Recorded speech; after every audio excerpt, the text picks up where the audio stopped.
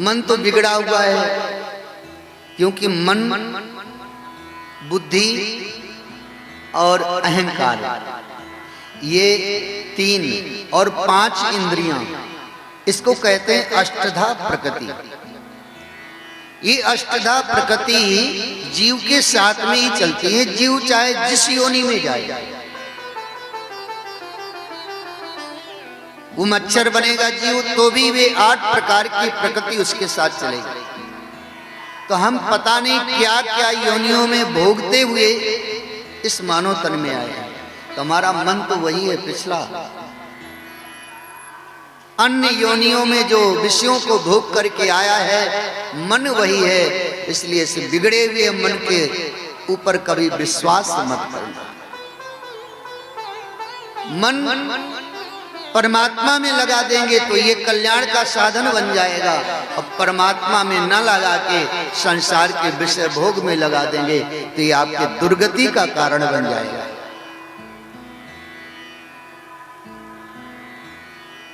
हमें ये बहुत कीमती वस्तु प्राप्त हुई है। इसलिए बंधुओं, प्रयत्न पूर्वक परमात्मा का भजन करना है। आप ये मत सोचिए कि महाराज जी तो महात्मा है तो ये तो भजन की ही बात कहेंगे। हमें इसका ज्ञान हो गया है अगर, तो हमारा धर्म बनता है कि हम दलदल में फंसे हुए प्राणियों को भी उसका ज्ञान कराएं और बतावें कि भैया इस दलदल से अगर मुक्त होना है तो एकमात्र परमात्मा है, वही आपको इस कीचड़ से निकाल सकते हैं और कोई नहीं निकाल सकता। क्योंकि सारे जगत के जीव मात्र कीचड़ में सने हुए हैं, और जो दलदल में स्वयं फंसा हुआ वो आपको क्या निकालेगा। आप सोचे कि हमारे परिवारजन, हमारे संबंधी हमें निकाल लेंगे, भैया वो स्वयं महामोह के दलदल में फंसे हुए हैं। इसलिए ऐसे महापुरुष की शरणागति प्राप्त करनी चाहिए जो अहर्निश परमात्मा का स्मरण कर रहा है, जो अहर्निश परमात्मा के अनुराग में आसक्त है। ऐसे महापुरुष का संग प्राप्त हो जाए तो फिर प्रयत्न नहीं करना पड़ता है। फिर तो आंख बंद करके जैसे नाव में बैठ जाइए, चाहे आप सोते रहें या जगते रहें, नाविक आपको पार लगा ही देगा। ऐसे महापुरुष के संरक्षण में रहने से वो महापुरुष आपको भव पार लगा देंगे। निस्संक होकर के महापुरुषों का संग करना चाहिए। आज सुखदेव जी महाराज जी की शरण में श्री परीक्षित जी विराजमान। प्रश्न क्या है? बरी आनेश आत्मसम्मता पुंसाम,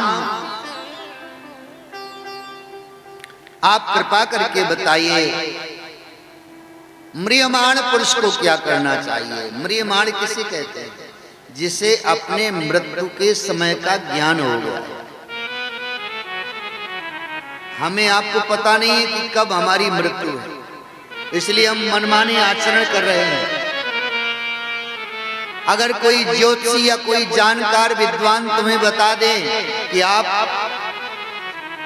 2 दिन बाद मृत्यु को प्राप्त हो जाएंगे, फिर आपके हृदय में बेचैनी होगी, फिर आपको ना भोजन अच्छा लगेगा, ना नींद अच्छी लगेगी, ना संसार के विषय अच्छे लगेंगे, फिर तो आप रात दिन यही सोचेंगे क्या उपाय किया जाए, अब ये मृत्यु से कैसे बचा जाए।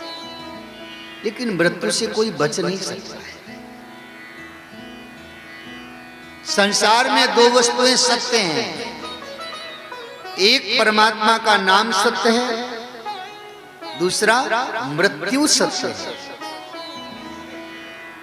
जिसका जन्म हुआ है उसका मरण निश्चित है, लेकिन मृत्यु दिखता नहीं है। हम आप कहते हैं ना, ये जीवन 2 दिन का है, ऐसा कहते हैं, 2 दिन का जीवन है। तो 2 दिन का जीवन कैसे? एक जन्म का, दूसरा मरण का। जन्म और मरण, दो ही दिन तो है हमारे जीवन में।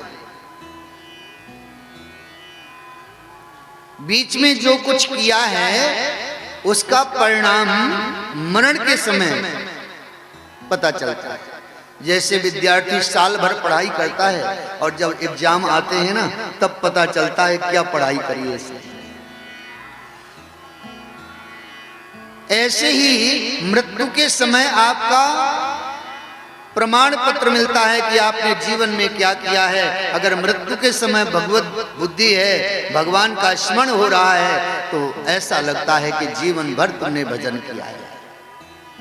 और मृत्यु के समय अगर विषयों का स्मरण हो रहा है, तो आपने जीवन भर केवल विषयों का ही चिंतन और भोग किया है।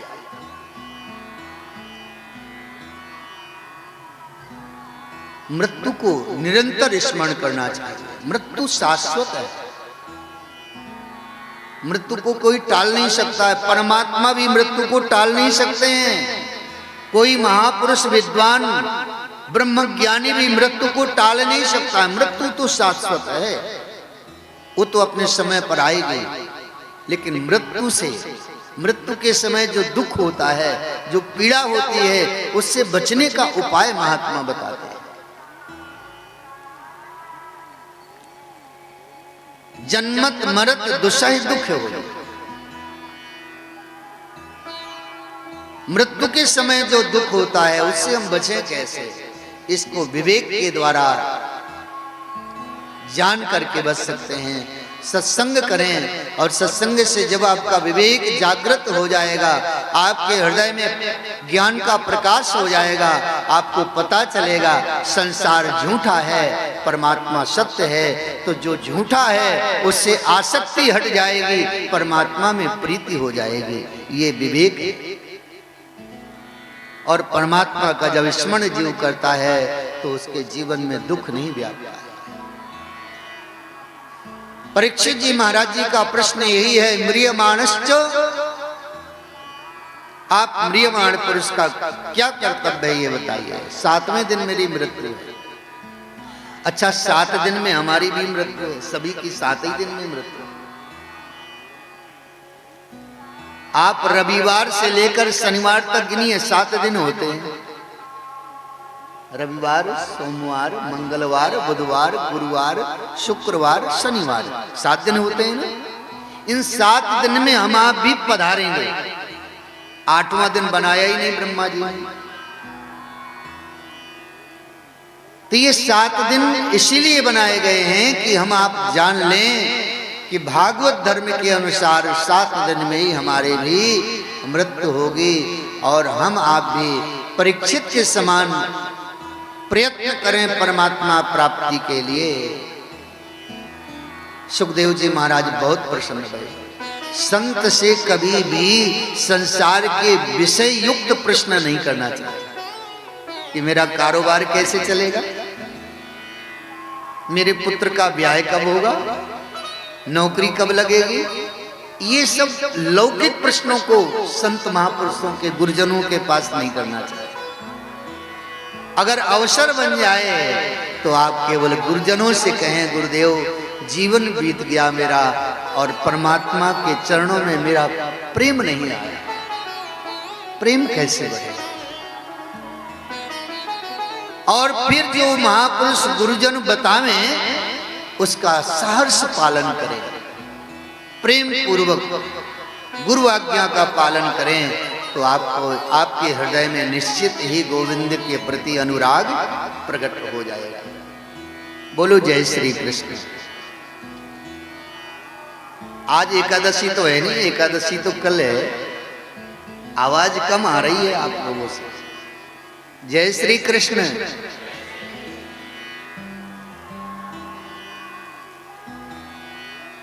श्री सुखदेव जी महाराज कहते हैं, बरीयाने शिते प्रश्न कृतो लोकहितं नृप आत्मवित् सम्मता पुंसां श्रोतव्यादिषु या परः। हे परीक्षित, आपका जो प्रश्न है श्रेष्ठ जनों के, महत जनों के सम्मत प्रश्न है। साधु हैं आप, क्योंकि आपने प्रश्न ही ऐसा किया।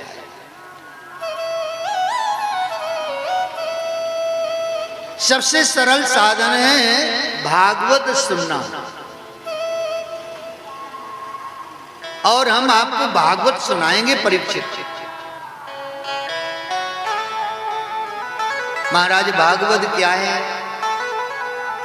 सुखदेव जी महाराज जी कहते हैं, इदं भागवतं नाम पुराणं ब्रह्म संहितं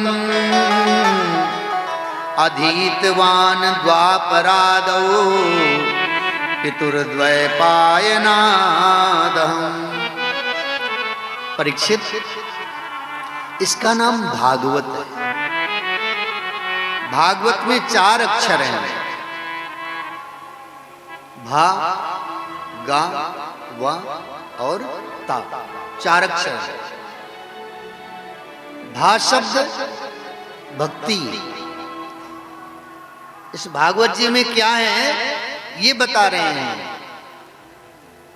भा भक्ति का प्रतीक है, गा ज्ञान का प्रतीक है, वा वैराग्य का प्रतीक है, ता वो तत्व स्वरूप परमात्मा। जब भक्ति ज्ञान वैराग्य हृदय में प्रकट हो जाती है तो परमात्मा की प्राप्ति जीव को हो जाती है। इसलिए इसका नाम रखा गया है भागवत। बोले भागवत भगवान की जय हो। और इस भागवत जी में अद्भुत बात है।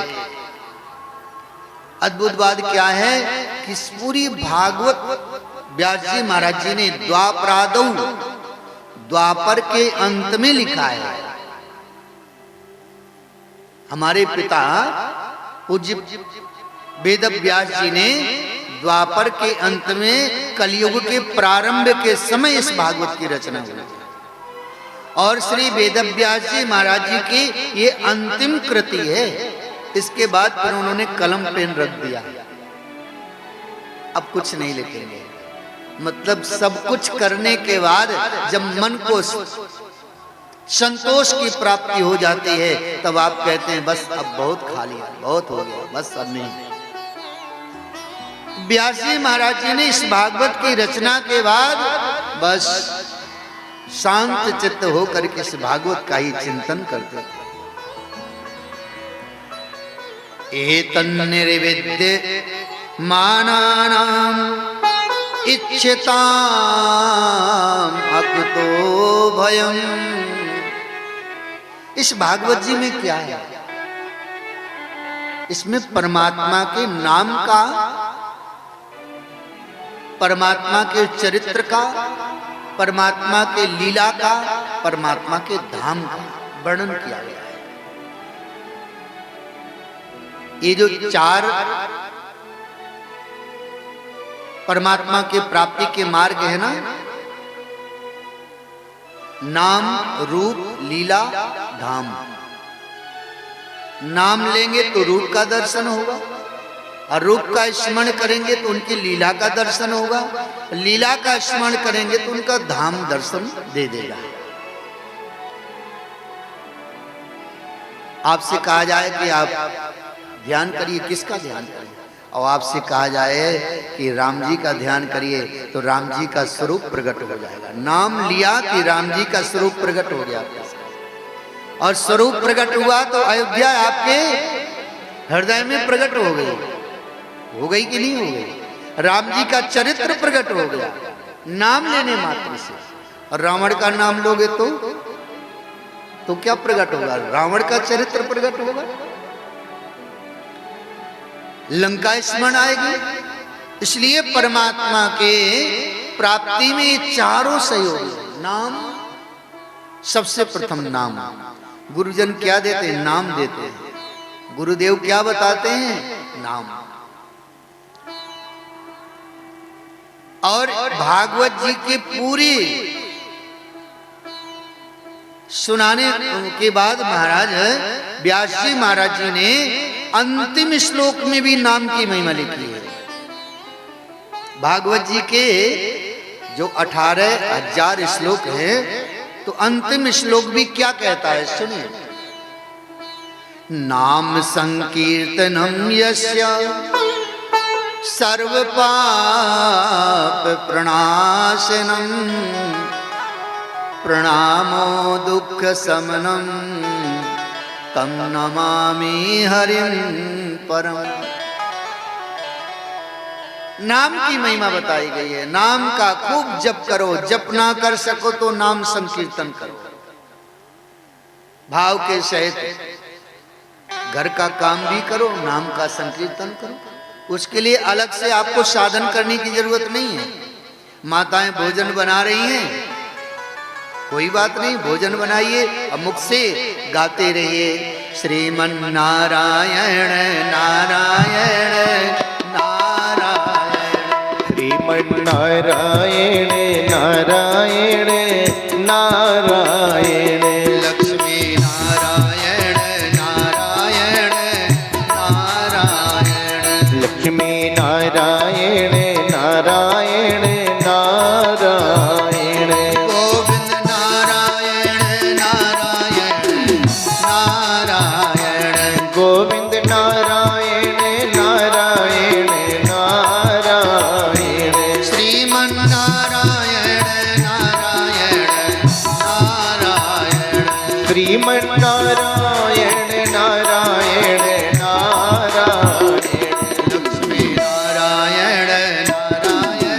नारायण, लक्ष्मी नारायण नारायण नारायण, भक्ति नारायण नारायण नारायण,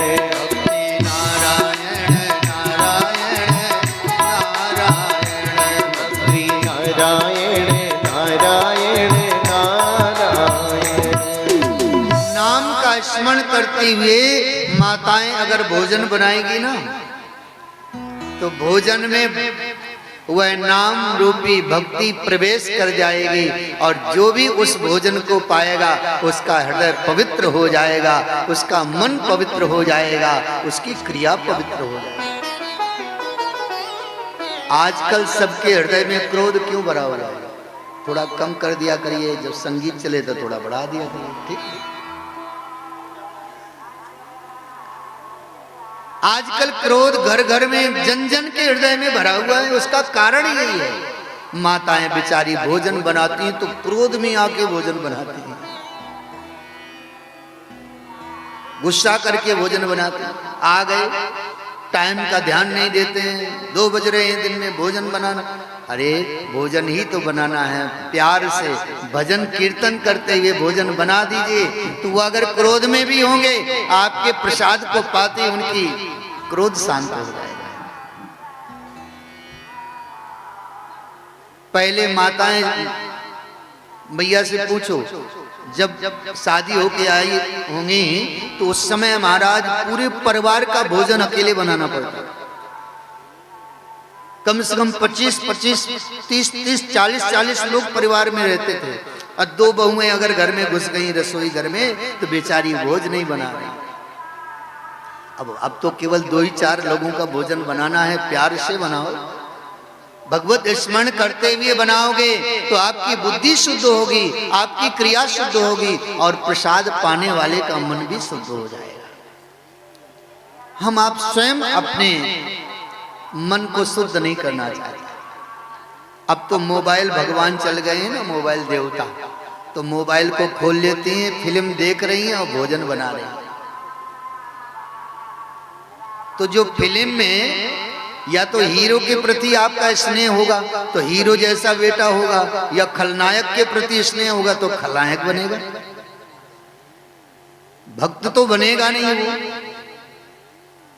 अगर आप अपने पुत्र को चाहते हैं कि समाज का सेवा करने वाला बने, अगर आप चाहते हैं कि हमारे जीवन में हमारा पुत्र बुढ़ापे में सेवा करे, तो आप आज से ही नियम बना लीजिए कि जब भी हम अपने रसोई घर में जाएंगे तो जूता चप्पल पहन करके नहीं जाएंगे। रसोई घर अन्नपूर्णा का मंदिर है और उस रसोई घर में जाकर के मन को पवित्र करके चाहे हम चाय ही बनाएं तब भी बड़े पवित्र हृदय से नाम का स्मरण करते हुए बनाएंगे। और आप 40 दिन लगातार अपने पति को या पिता को या भाई को जो बिगड़ा हुआ हो ना, उसको पिला करके देख लीजिए, 40 दिन में उसकी बुद्धि शुद्ध हो जाएगी और सही दिशा में वो चलने लगेगा। प्रमाणित है, ये कोई ऐसा नहीं कह रहे हैं, करके देखिए। बहुत से ऐसे माताएं कभी कभार जाते हैं ना, तो आ जाते हैं, महाराज जी हमारे पतिदेव बहुत पीते हैं। तो पीने में आपका भी सहयोग है, क्योंकि आप चाहते नहीं कि वो ना पिए। अगर आप छुड़ाना चाहते हैं तो आज से ही आप रसोई घर में पवित्रता ला दीजिए और देखिए आप कुछ दिन में ही आपके परिवार के सदस्य कितने सही दिशा में चले जाए, सुंदर हो जाए। हमारे आपके जीवन में सबसे बड़ी परेशानी ये है कि हमने जो पाश्चात्य पद्धतियां हैं ना, विदेशी संस्कार, उनको धारण कर लिया है और अपने जो मूल संस्कार हैं उनको हम छोड़ते चले जा रहे हैं। चाहे फैशन की दृष्टि में हो, वेशभूषा की दृष्टि में हो, या भोजन आहार की दृष्टि में हो, विहार की दृष्टि में हो, हर तरह से हम अपने मूल संस्कारों से दूर होते चले जा रहे हैं और वही परिणाम है कि हमको दुख दे रहा है। आहार शुद्ध तो निश्चित उसका मन शुद्ध होगा, मन शुद्ध होगा तो उसके विचार शुद्ध अच्छे आएंगे, अच्छे मन में अच्छे विचार आएंगे। जब अच्छे विचार होंगे तो उसकी क्रिया भी अच्छी होगी, गलत सोचेगा ही नहीं, गलत करेगा नहीं। इसलिए चाहिए, माताओं से प्रार्थना है कि अपने घर में थोड़ा सा प्रयास करके जब रसोई घर के अंदर जाएं तो पवित्रता से। अन्न का बहुत बड़ा प्रभाव है, भोजन का बहुत बड़ा प्रभाव। सुखदेव जी महाराज जी कहते हैं, परीक्षित जी आपने घर द्वार परिवार राज्य सुख सब कुछ त्याग दिया है, अब आपको कुछ चाहिए नहीं। अब आपके जीवन में बस एकमात्र परमात्मा की प्राप्ति के लिए प्रयत्न करना है। महाराज उपाय बताइए। श्री परीक्षित जी महाराज जी को उपाय बताते हैं। जितात्मनो जितश्वासो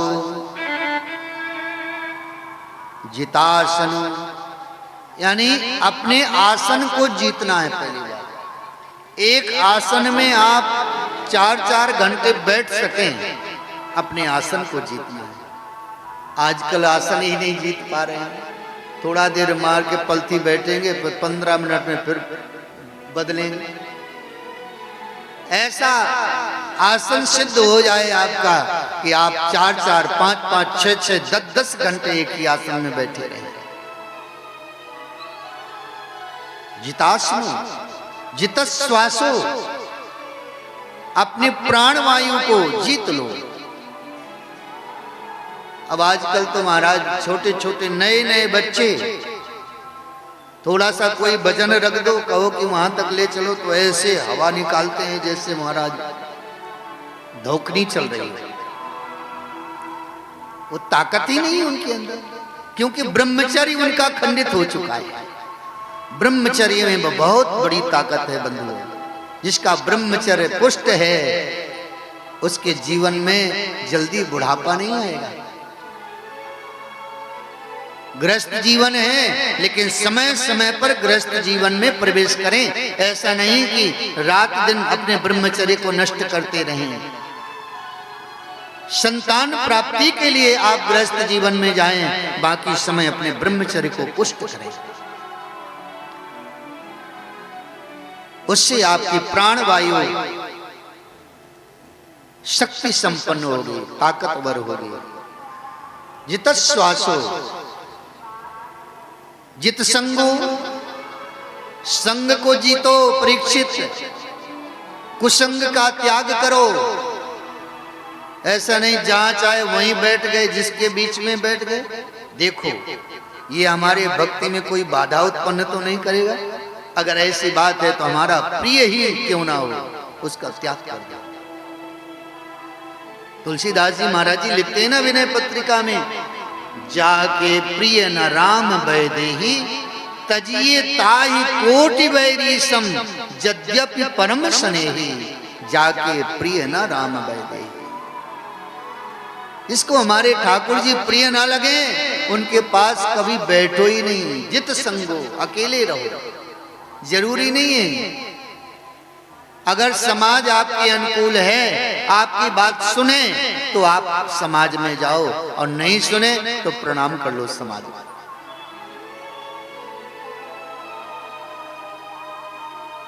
जित इंद्रिया, इंद्रियों पर शासन करो। इंद्रियां आप पर शासन न करें, जितेंद्रिय बनो। हमें जो देखना है वही देखें, हमारा मन वही सोचे। जहां देखने से हमारी भगवत दृष्टि शुद्ध हो, हम उसी को देखें। हम वही शब्द सुने जिससे हमारी भक्ति पुष्ट हो। हम वही आहार लें जिससे हमारी भक्ति में अनुकूलता आए। परीक्षित, इस तरह से अगर आप भगवत आराधना में लग जाते हैं तो आपके जीवन में मृत्यु का भय तो समाप्त ही हो जाएगा। मरने की चिंता नहीं रहेगी। मरना तो सभी को,